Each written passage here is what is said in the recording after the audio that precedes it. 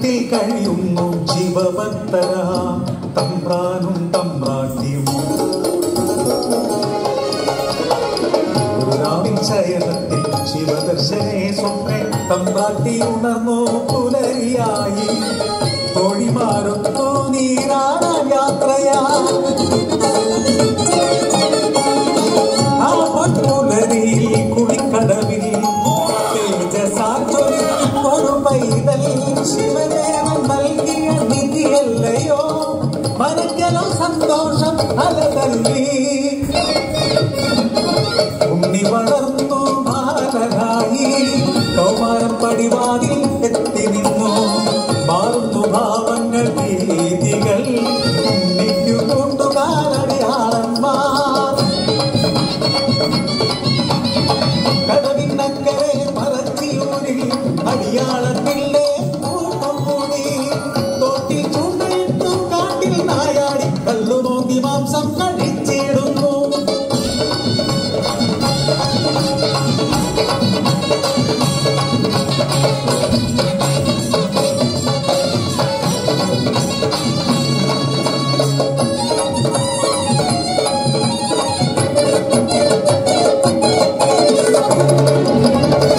എന്റെ പരദേവതേ ഇല്ല കുടിച്ചിടുമല്ലോ.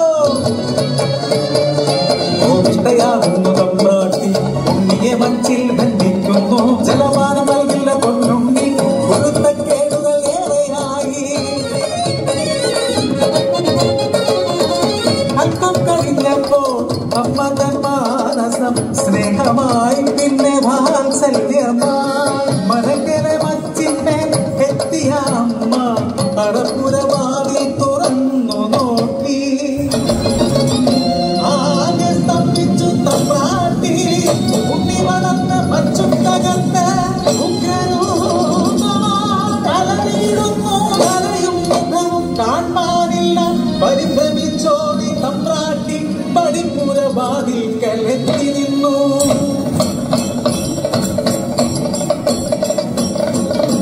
മനക്കരെ മച്ചും തകർത്തുണ്ണി പെരുദൈവമായി മാറി. മനക്കു മുകളില തലയിൽ ജ്വലിക്കും.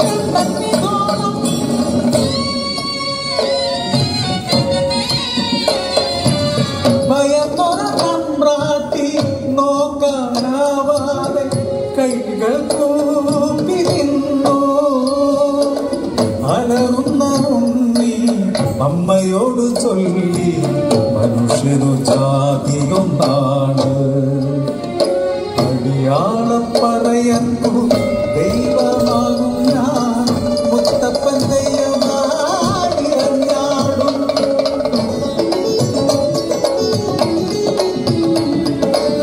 ദൈവമായാലും അമ്മയ്ക്കു നീ ഉണ്ണി ഈ അഗ്നിഗോളത്താൽ ഉണ്ണി നിൻ മുഖം ഒന്നു കാണാനില്ല. കണ്ണുകൾ